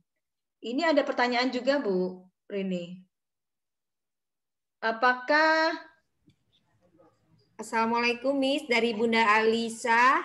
ya? Saya ingin bertanya, jika anak dengan nilai IQ di bawah rata-rata, berarti 91 ya Bun, di bawah 91, sebaiknya dimasukkan ke sekolah yang bagaimana? Apakah tidak masalah jika anak ini dimasukkan ke sekolah yang notabene-nya menonjolkan segi akademis? Ya, memang harapannya ya, anak itu kan masih dalam taraf perkembangan, ya saya sampaikan tadi. IQ ini sangat masih bisa berkembang. Tinggal bagaimana stimulasi yang kita lakukan sebagai orang tua. Seperti yang saya sampaikan tadi, bukan berarti dia tidak bisa, tapi mungkin dia belum memiliki pembiasaan, belum memiliki pembiasaan untuk belajar, belum memiliki rutinitas belajar yang ajeb, yang terjadwal gitu. Mungkin kalau memang mau dimasukkan ke sekolah yang memang standar akademiknya itu tinggi, Bunda harus siap untuk membackup di belakangnya. Harus siap membackup setelah dia mendapatkan materi yang di sekolah, di rumah harus ada remedial, harus ada pengulangan materi pembelajaran, dan harus ada jam rutin dia untuk mengulang materi yang diberikan. Malah bisa juga ditambah ada pembelajaran edukasi untuk bisa menguatkan dasar kemampuan akademiknya. Bisa untuk agar tidak ketinggalan. Kalau misalnya kemampuan dasarnya itu belum cukup, bisa panggil guru les ke rumah untuk menguatkan kemampuan dasar akademiknya dulu, sampai nanti di sekolah dia akan siap gitu. Dan satu lagi, kalau memang Bunda lihat di sekolah itu akademiknya tinggi, jangan lupa Bunda juga memberikan stimulasi di arah minatnya. Coba pancing, dilihat dari hasil koordinasi visual motoriknya kira-kira baik nggak. Kalau memang cukup atau ke atas, coba dia distimulasi untuk ikut kursus menggambar atau ikut musik, atau dilihat diobservasi saat ini Ananda Bunda di rumah itu suka minatnya, kesenangannya, keterampilannya ke arah apa. Itu juga kita fasilitasi. Ikutkan ke les musik, ikutkan ke klub berenang, ikutkan klub olahraga, atau ikutkan senam atau yang lainnya, biar dia balance, tidak dituntut akademiknya saja, tapi juga di faktor yang ke arah minat juga bisa berkembang. Jadi sebetulnya semua pasti ada konsekuensinya. Tapi yang paling balance dan paling sesuai adalah bila kita memasukkan anak kita sesuai dengan kemampuan anak itu sendiri. Jadi tidak yang menjadi pressure nanti anak ini apabila sudah masuk, apabila nanti dia dituntut di sisi akademinya terlalu tinggi, otomatis akan menjadi pressure buat si anak. Itu saja mungkin Bu Rini, ada yang lain? Lagi nih Miss, Ya. apakah IQ dari Bunda Thalia, apakah IQ seorang anak bisa bertambah atau berkurang seiring bertambahnya usia? Iya Bun, tadi saya sampaikan Udah sangat jelaskan. bisa sampai usia 17 tahun ke 17 tahun sampai 17 tahun, begitu sudah 17 tahun ke atasnya sudah, ya itulah kemampuan IQ dia sudah tidak bisa distimulasi untuk berkembang lagi gitu. Cuman memang perkembangannya naik atau turun itu tergantung faktor eksternal dan internal tadi. Dia punya insight nggak untuk bisa mengasah kemampuan intelektual yang dia milikinya. Kalau dia punya kesadaran untuk mengasah kemampuannya, akhirnya dia akan termotivasi untuk mengasah dengan belajar, punya jadwal belajar rutin, di satu sisi agenda kesenangan dia, hobi dia juga dia lakukan. Akhirnya kan dia menjalaninya dengan fun. Dari situ orang tua juga bisa mendukung, distimulasi, difasilitasi, misalnya ikutkan sarana bimbel di luar akademik pun juga bisa, misalnya ikut les musik, les menari, les berenang atau yang lain, supaya anak ini juga termotivasi atau terstimulasi tidak hanya dari sisi akademiknya saja, tapi dari aspek minat dan arah minat gitu, ke hobi dia gitu. Jadi sangat bisa ada kemungkinan untuk berkembang sampai usia 17 tahun, tergantung faktor eksternal dan internal yang dimiliki oleh si anak itu. Oke, jadi orang tua nih ya Bun ya, yang masih punya peranan besar banget ya, selain koordinasi di sekolah juga ya. Miss ada lagi, masih boleh ya, kan sampai jam 11. Dari Mama Azalea atau mungkin dari papahnya ini. Tadi kan disampaikan bahwa sebagai orang tua kita harus selalu ada untuk anak. Siap kapanpun jika anak meminta bantuan gitu, belajar atau bermain. Di pandemi ini kan orang tua bekerja di rumah, work from home. Anak-anak melihat orang tuanya selalu di rumah. Dan mereka berpikir banyak waktu nih untuk mereka, asik, ayah bunda di rumah terus gitu mungkin ya. Harus menemani mereka bermain kapan saja. Bagaimana sih cara yang baik menolak ajakan atau permintaan anak yang baik nih, nolaknya yang baik, agar mereka memahami kondisi dan situasi bahwa ayahnya di rumah atau ibunya nggak cuma buat temenin beli Ananda. Mungkin itu, Miss.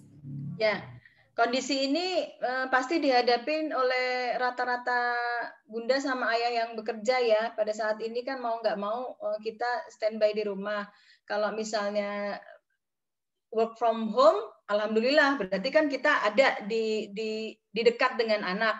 Cuman untuk memberikan pengertian kepada anak, otomatis anak diajak komunikasi dan diajak bicara. Jangan salah ya Bu Rini, anak seusia perkembangan anak usia dini ini sangat bisa untuk diajak diskusi, diajak untuk berkomunikasi. Sampaikan apa adanya. Ayah sama bunda masih bekerja ya, tapi di rumah. Mungkin sampaikan jam-jamnya tertentu yang memang kalau pada saat si anak ini SFH atau pada saat anak ini Zoom, otomatis kan butuh pendampingan. Mungkin pada saat kita luang, tidak ada meeting atau apa, kita bisa mendampingi, tapi pada saat meeting otomatis kita sampaikan. Bunda sama ayah sedang bekerja sayang ya, nanti kalau sudah meeting baru boleh. Akan lebih baik lagi apabila ada separate room, ada ruangan yang terpisah. Ya, ruangan khusus. Kalau memang ayah sama bunda sedang bekerja, sampaikan ke Ananda, ayah sedang bekerja, tapi supaya fokus, ayah di dalam kamar saja ya, kakak di sini. Nanti kalau ada apa-apa, bisa sampaikan, atau ayah sama bunda siapkan semua kebutuhannya yang kira-kira dia butuhkan selama ayah atau bunda bekerja. Jadi jangan sampai dia nanti kita lagi kerja, tok tok tok tok, ayah mau minum, tok tok tok tok, ayah lapar, bunda aku lapar gitu. Jangan. Siapkan semua kebutuhannya selama ayah atau bunda bekerja di dalam kamar, terus nanti sudah siapkan. Nanti kalau mau minum di sini, nanti kalau mau cemilan di sini, nanti kalau mau mainan ada di sini, nanti kalau ini di sini. Dan itu sudah terstruktur dan akhirnya kasih pengertian ke si anak gitu. Dan memang namanya anak, biasanya kalau ke orang tua ada di rumah lebih manja ya Bun. Lebih manja dan lebih ogok. Begitu kita tinggal sama neneknya atau sama mbaknya di rumah dia mandiri, tapi begitu ada mamanya lebih manja atau ada ayahnya lebih manja, ya itu yang memang agak susah. Tapi di satu sisi ketegasan dan disiplin itu sangat penting. Jadi bedakan antara ketegasan untuk disiplin sama ketegasan yang marah-marah, yang ketegasan yang cenderung ke ekspresi emosi yang marah gitu, beda ya. Tegas dengan marah itu beda gitu. Begitu kita sampaikan dengan tegas dan ada tujuannya, kita sampaikan ke si anak itu bahwa ayah sama bunda sedang bekerja. Jadi ayah di dalam kamar, kakak di sini, semua kebutuhannya sudah ada, semua sudah siap. Kalau mau di sini-sini, nanti begitu sudah selesai, fokus ke si anak, dan sampaikan betul, tuh kan, Bapak udah bekerja, sekarang waktunya kakak. Ayo, kakak mau apa? Ayo, yuk kita bikin ini yuk kita project ini yuk barengan.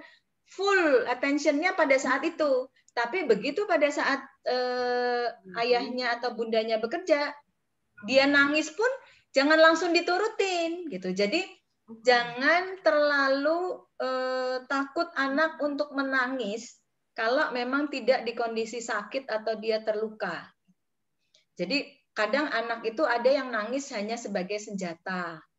Begitu anaknya nangis bentar, biasanya ayah atau bundanya nggak tega. Ya udah deh ini, gitu ya. Itu anak pintar, bisa menilai. Dia akan tahu, oh mama ini nggak tega, aku nangis dikit, ya udahlah aku nangis dikit, pasti diturutin gitu. Nanti akhirnya jadi senjata. Jadi intinya kalau si anak ini nangis tidak karena luka atau sakit, ya kuatkanlah, tegesin aja gitu. Jangan mudah untuk ngikutin anak gitu, karena nanti lama-lama dia akan jadi manja gitu, manja yang berlebihan. Dan memang ketegasan dan disiplin itu perlu diterapkan, perlu ditanamkan sejak dini gitu.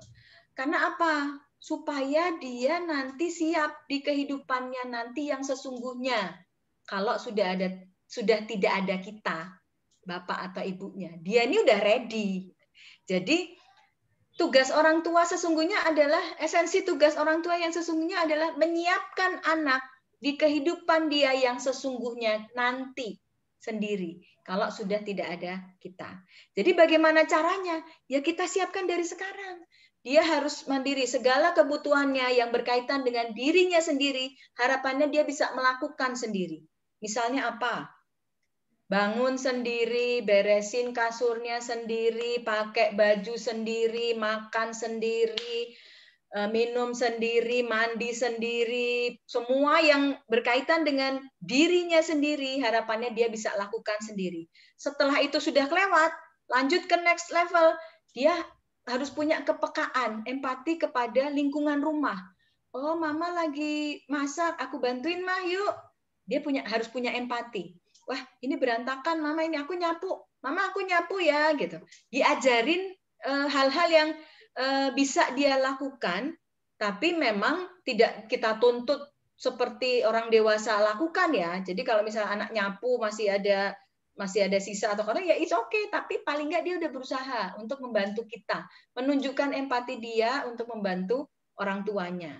Dan itu nanti kalau dia sudah terbiasa dari rumah mandiri, selain dengan hal-hal yang berkaitan dengan dirinya sendiri dan hal-hal yang berkaitan dengan lingkungan rumahnya, akhirnya nanti di lingkungan, di kehidupan dia yang sesungguhnya dia udah ready. Gitu. Itu Bu Rini, ada lagi Bu Oke, Rini? masih ada nih 3 pertanyaan ya. Nggak apa-apa ya, Mi, sampai jam 11 nih. Mangga. Dari Mama Fakia, di antara IQ, EQ, dan SQ, faktor mana yang paling penting atau faktor yang perlu ditingkatkan? Ya, itu tadi sebetulnya sudah saya sampaikan ya. Yang EQ dan SQ itu 80%. Otomatis emosional, kecerdasan emosional dan kecerdasan spiritual yang paling utama ditingkatkan. Tapi tidak meng-underestimate yang IQ juga, karena itu dibutuhkan juga. Tapi memang yang menuntut keberhasilan seseorang itu dia hanya menunjang 20%. Tapi untuk supaya anak bisa mencapai keberhasilan, apalagi keberhasilan yang berkaitan dengan profesi dan pekerjaan, dia kan harus ada jenjang yang dia lalui. SD, SMP, SMA, kuliah. Itu paling tidak ya, dia bisa memenuhi standar KKM, bisa memenuhi standar ketuntasan minimalnya, tidak yang kita tuntut untuk yang juara 1 atau yang excellent selalu, tapi paling enggak kalau itu kita biasakan tetap ada jadwal rutin belajar, anak terbiasa untuk belajar mengulang materinya, anak terbiasa untuk mengerjakan tugas secara mandiri, otomatis dia akan terbiasa untuk bertanggung jawab, akan biasa untuk mandiri mengerjakan tugas yang diberikan oleh gurunya. Dari situ, kalau memang nanti hasilnya juara 1, juara 2 dan berprestasi, itu bonus, lebih kepada bonus. Selebihnya kita membiasakan anak itu supaya dia bertanggung jawab, mandiri.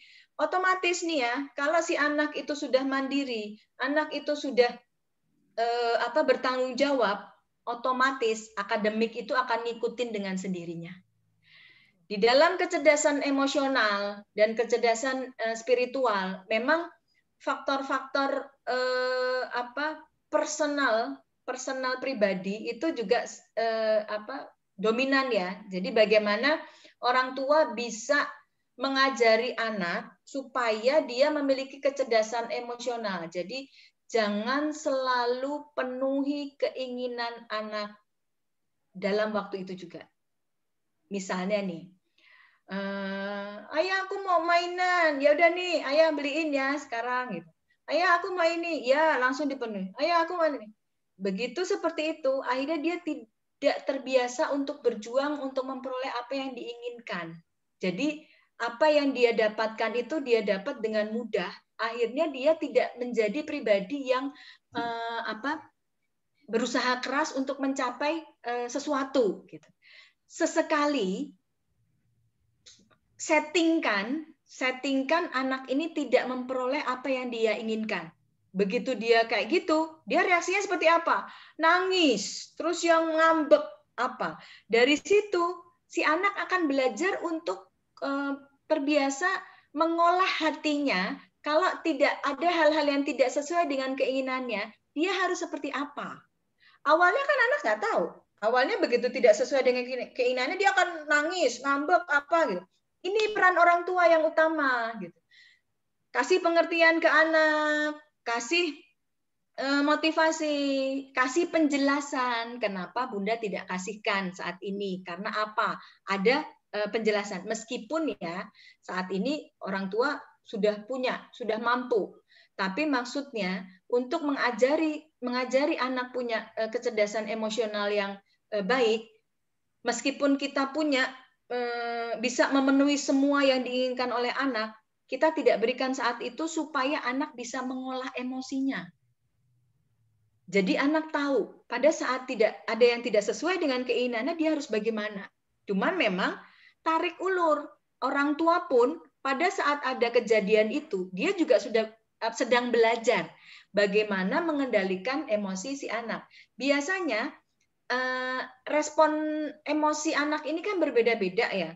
Ada yang bisa langsung ngerti, ada yang tidak. Pada saat dia ngambek atau apa, kita kasih pendekatan, kita kasih pengertian. Kalau dia tetap nangis atau apa, ya udah kita biarkan dulu sampai dia tenang, sampai dia nangis kayak apa kita biarkan. Nanti ya kalau dia udah tenang, Mama jelaskan. Kalau sudah tenang, dia sudah ini minum air putih. Sudah minum air putih, istighfar. baca istighfar. Habis itu kasih pendekatan. Pada saat anak sudah tenang, kita juga tenang. Pada saat anak belum tenang, kitanya kepancing emosi ya. Kitanya kepancing emosi, tambah tinggi, cubit deh. Pukul deh. Gitu. Itu yang kita antisipasi jangan sampai terjadi. Kalau bisa kita preventif, ya kita preventif. Kita tahu nih, kalau ada si pedagang mainan ini, atau kalau kita ke mall lewat ini, dia pasti minta. Sebelum kita ke sana, kita ada preventif dulu. Kak, ini kita mau ke mall. Tujuan kita ke mall mau beli ini. Nanti kakak karena kemarin udah beli ini, kakak nggak usah beli yang aneh-aneh ya. Hari ini tujuan kita adalah beli ini. Udah ya, nanti kalau kakak mau apa-apa bulan depan aja, karena mama nggak punya uang. Itu preventif, disampaikan dulu sebelumnya.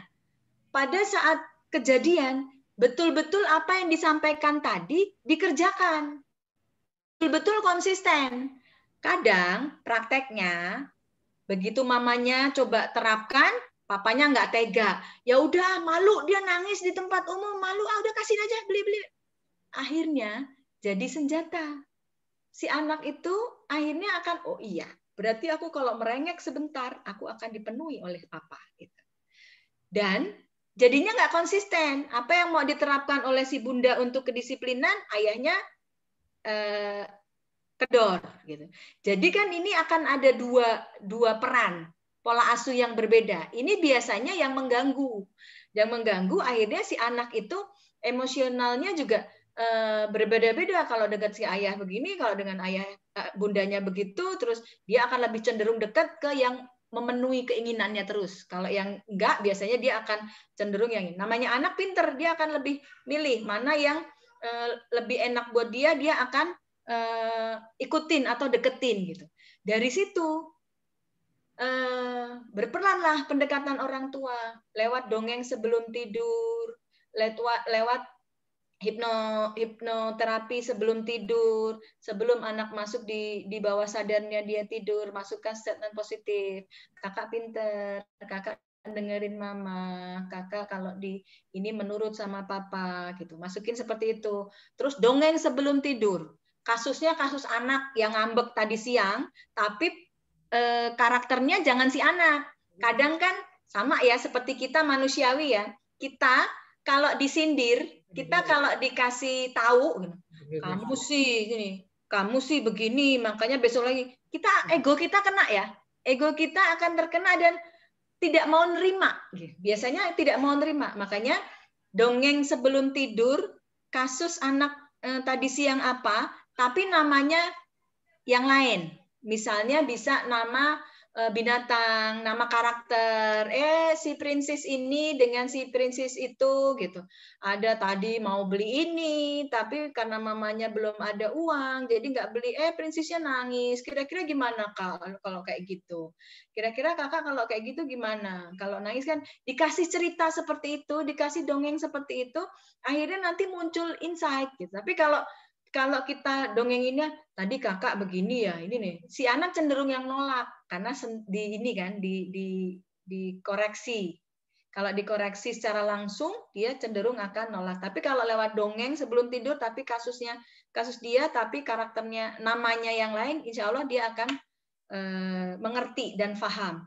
Cuman memang namanya anak itu kita tidak sekali dua kali ingetin dia langsung berubah ya Bun. Jadi kita tidak yang bermain ini mengeletakkan tangan. Jadi begitu bim salah bim. Jadi apa gitu. Prok jadi apa langsung berubah juga tidak. Jadi butuh waktu dan memang harus terus kita sebagai orang tua ya memang harus tugasnya seperti itu dan harus konsisten dan harus sabar. Untuk spiritual otomatis kebiasaan-kebiasaan yang sesuai dengan agama itu kita terapkan di rumah dan orang tua menjadi contoh, biasanya anak akan ngikut ya. Kalau anak kita pengen anak kita itu hafal Al-Quran, kadang bundanya nggak mau belajar untuk menghafal juga, anaknya juga tahu. Terus ngapain? Mama juga nggak hafal gitu, papa juga nggak hafal, aku buat apa gitu kan. Terus sholat wajib, sholat berjamaah, harapannya bisa tetap dilakukan. Terus ada pendekatan-pendekatan cerita Nabi, pendekatan hadis yang bisa dilakukan supaya anak tahu bahwa kalau ada masalah kita kembalinya tuh ke situ, kembalinya tuh ke Al-Quran. Kita cari pedomannya dari Al-Quran, kita carinya dari situ. Jadi kalau ada apa-apa, dia akan kembali ke Al-Quran. Itu Bu Rini. Oke, masih ada lagi nih Miss Pungki nih. Mangga. Dari Mama Gendis. Assalamualaikum. Waalaikumsalam warahmatullah. Bagaimana menentukan si anak siap ke SD atau apakah dia masih perlu TK, terutama secara emosionalnya? Ya, yang pertama mungkin kalau lihat dari 3 tahap tadi kan memang dari usia ya. Kalau dari usia memang akan lebih aman, lebih aman. Kenapa pemerintah menetapkan 7 tahun itu memang wajib belajar mulai di SD? Karena memang secara general, secara umum, anak usia 7 tahun itu sudah settle gitu. Terlepas dari perkembangan yang sebelumnya seperti apa gitu. Tapi kalau di bawah itu otomatis masih perlu diobservasi dan masih perlu dilihat lagi. Tapi begitu dilihat dari usianya belum nyampe, biasanya kalau di SD swasta itu 6 tahun masih bisa ya Bu? 6 tahun masih bisa. Tapi kalau kita ngelihat kesiapan psikologisnya juga mendukung, tidak ada salahnya kita bisa masukkan itu ke level berikutnya di SD. Tapi kalau misalnya dari usia saja belum masuk, terus kesiapan psikologisnya belum masuk, ya kenapa kita paksain gitu. Jadi untuk kesiapan psikologis itu lebih kepada pada saat dikasih tugas dia udah mau ngerjain sendiri tanpa harus dibujuk-bujuk, tanpa harus dimotivasi lagi, dia udah mau kerjain sendiri. Terus untuk tugas dia sudah bertanggung jawab dengan dirinya sendiri. Biasanya kalau dalam kehidupan sehari-hari dia bangun tidur sudah yang ngerti beresin kasurnya sendiri, berusaha untuk mama aku mandi ya, mama aku ini ya, dia udah tahu seperti itu, dia udah paham. Terus kalau misalnya mama aku ada PR nih, berarti dia tahu tugasnya, dia berusaha untuk mengerjakan tugasnya. Terus ada juga yang punya motivasi, mama Bu Guru ngajarin ini gimana ya, aku kok belum ngerti. Dari situ kan si anak punya inisiatif untuk bertanya ya. Itu kurang lebih bisa sebagai gambaran menunjukkan bahwa kesiapan psikologis anak sudah matang, sudah siap untuk di level berikutnya. Cuman kalau memang sudah ada yang muncul kemandiriannya lebih awal tapi usianya belum masuk, kalau saya sih untuk saat ini suggestion lebih aman lihat usianya ya Bun. Meskipun kesiapan psikologisnya sudah matang, dia sudah yang bagus, tanggung jawabnya, motivasinya udah bagus, kemandiriannya udah bagus, tapi usianya masih 5 tahun. Kalau menurut saya lebih safe dia akan ngulang lagi di KGB, karena kalau dia sudah matang nih kesiapan psikologisnya, dia akan menonjol nanti di level anak seusianya. Bukan berarti dia nggak bisa juga mungkin ya di SD, tapi dia akan ngos-ngosan, dia akan terseret-seret gitu untuk ngikutin materi di level berikutnya. Plus biasanya nanti orang tuanya yang capek. Kalau dari sisi kesiapan psikologisnya sudah siap tapi usianya belum, ada sisi anak itu childish-nya masih ada. Jadi nanti biasanya di level usia di kelas 3, 4 itu akan cenderung muncul masalah. Jadi kalau misalnya anak itu belum siap, tapi kita paksakan di level SD, biasanya ada case-case tertentu, tidak semua sih ya, tidak semua. Ada yang bisa survive, tapi muncul masalah itu di level kelas 3 dan kelas 4. Di mana kelas 3 dan kelas 4 itu untuk pembelajarannya memang sudah berbeda, tingkat kesulitannya berbeda dibandingkan kelas 1 dan kelas 2, dan di level kelas 3 dan 4 itu ada masalah-masalah sosial, masalah-masalah interaksi sosial dengan temannya. Kalau anak itu belum settle enough, belum siap, belum mandiri, belum punya kematangan psikologis yang siap, dia akan cenderung muncul masalah dan biasanya turun motivasi belajarnya. Jadi malas belajarnya, malas ngerjain tugasnya, jadi nggak mau, kadang nggak mau ke sekolah karena ada temen yang begitu, temen yang begini gitu. Jadi kalau saya lebih aman settle itu di usianya tuh udah matang, minimal 6 lah ya, minimal 6. Kalau di negeri memang harus 7, tapi kalau memang mau bisa masuk di sekolah swasta yang standar usianya 6 dan bisa lolos dari tes seleksinya ya is okay. Cuman memang orang tua harus siap, harus backup itu supaya bisa balance antara akademik dan hobi dan minatnya, supaya nanti meminimalisir case-case tertentu yang akan muncul di level kelas 3 dan kelas 4 tadi yang saya sampaikan. Itu saja Bu Rini mungkin. Satu lagi terakhir nggak apa-apa ya Miss? Terakhir Ya, ini ya Bunda. Dari Mama Syakila, saya ingin menanyakan bagaimana mengoptimalkan belajar untuk anak yang susah fokus karena Syakila cenderung nggak bisa diam. Hasil tes IQ-nya verbal 100, performance 119. Bagaimana solusi cara belajarnya supaya seimbang tidak menonjol salah satunya, Bu? Ya. Berarti kalau yang 119 dia kanannya tadi ya, dia performance-nya yang kanan, berarti memang anaknya cenderung yang ke arah kreativitas seni. Mungkin memang distimulasi Bun, disalurkan apa yang menjadi kemampuannya yang menonjol tadi tetap disalurkan, tapi pembiasaan yang untuk meningkatkan kemampuan otak kirinya juga tetap diberikan. Misalnya ada yang hafalan, bahasa, itu juga tetap diberikan. Tapi untuk bisa membantu meningkatkan konsentrasi dan perhatian, biasanya satu, pada saat melakukan aktivitas, jangan biasakan anak menyambi. Jadi dia mengerjakan 2 pekerjaan dalam satu waktu, itu biasanya akan akhirnya dia tidak fokus gitu. Jadinya kerjakan 1 pekerjaan dulu, selesai, baru lanjut ke berikutnya. Itu biasakan terus. Dan kadang kita secara nggak sengaja ya orang tua nonton TV ganti-ganti channel gitu kan. Begitu ganti-ganti channel, dia akan mudah beralih fokus konsentrasi perhatiannya. Terus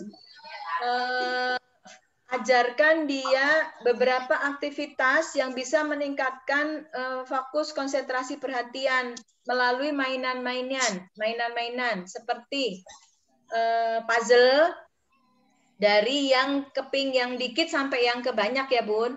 Kan ada tuh yang keping yang sampai ribuan juga ada. Tapi kan untuk anak yang kurang fokus, jangan yang kasih yang itu dulu. Kasihnya dari yang 4 keping, nambah lagi 6 keping, nambah lagi 8 keping, nambah lagi 15, buat challenge juga supaya anak juga bisa bertahan fokus perhatiannya. Terus juga bisa diikutkan robotik, Bun. Robotik itu bisa meningkatkan fokus konsentrasi perhatian anak. Dia kan akan fokus masang-masang robot, jadi akan bertahan lama. Di satu sisi juga akan bisa menstimulasi perkembangan otak kanannya, memfasilitasi perkembangan otak kanannya, plus dia juga bisa melatih fokus konsentrasi perhatian. Terus latihan-latihan kayak manik-manik, mote-mote yang bikin kalung, itu bisa juga meningkatkan fokus konsentrasi perhatiannya. Sama kayak biji-bijian. Bunda di dapur ada kacang hijau, terus kacang kedelai, kacang tanah, kacang apa, misalnya 4 macam, taruh di palet, dicampur, minta dia untuk mengelompokkan kacang hijau sama kacang hijau, kacang tanah sama kacang tanah. Selain untuk meningkatkan konsentrasi perhatian, dia juga untuk meningkatkan motorik halusnya, kemampuan motorik halus dan koordinasi visual motorik. Terus ada latihan jepit-jepit, banyak sekali latihan-latihan yang bisa diberikan. Bunda bisa searching internet untuk latihan-latihan meningkatkan konsentrasi perhatian. Plus ada juga beberapa kegiatan yang bisa dilakukan. Bunda kasih timer. Misalnya, Kak, kita mau mengerjakan ini, tapi Kakak sebelum timer ini berbunyi, nggak boleh kemana-mana. Misalnya selama 2 menit dulu, 1 menit dulu, timernya di 1 menit. Terus dia suruh menyelesaikan bikin Lego apa. Kalau timer itu belum berbunyi, dia nggak boleh kemana-mana. Nanti kalau bisa kakak dapat makanan kesukaan kakak, dibeliin apa yang simpel-simpel aja.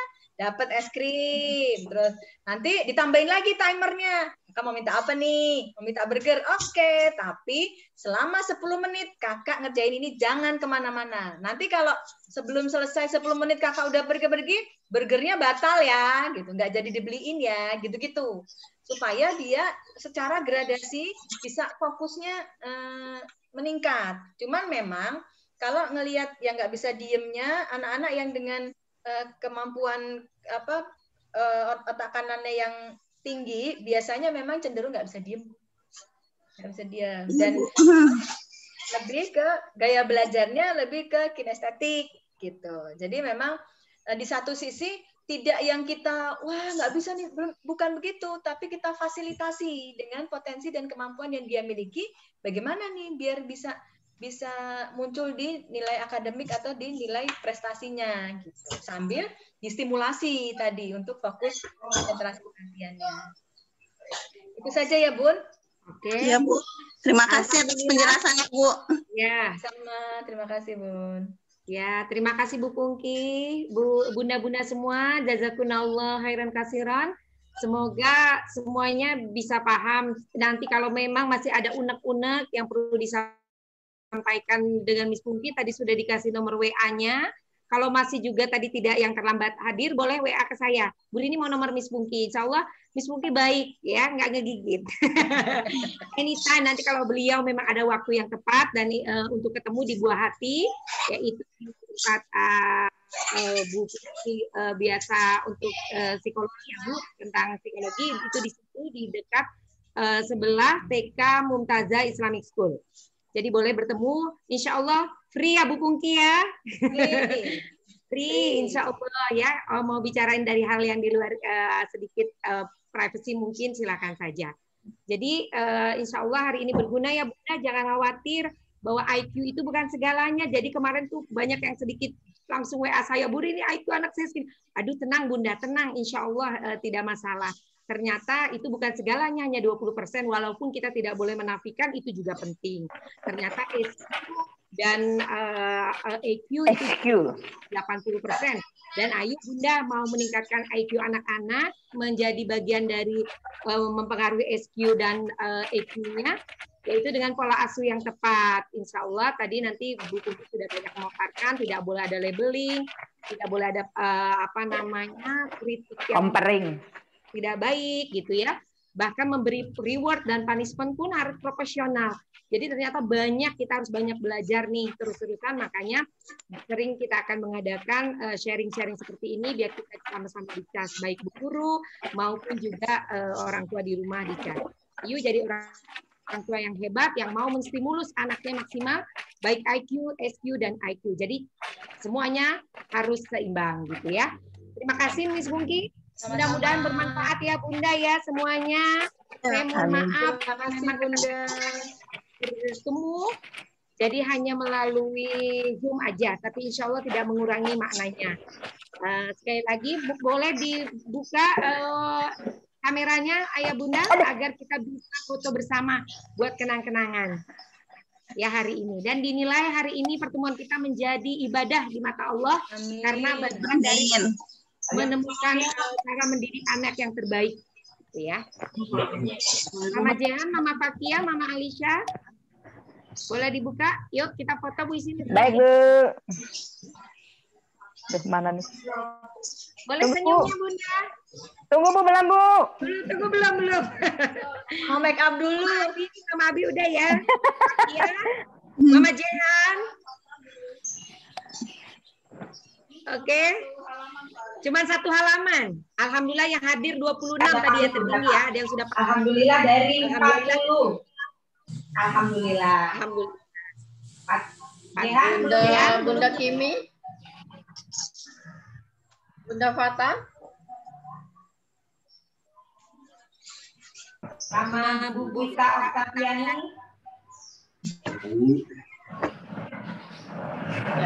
Ya. Ya, senyum ya, Gaya bebas. 1, 2, 3. Sekali lagi. Yang mau jadi orang tua hebat,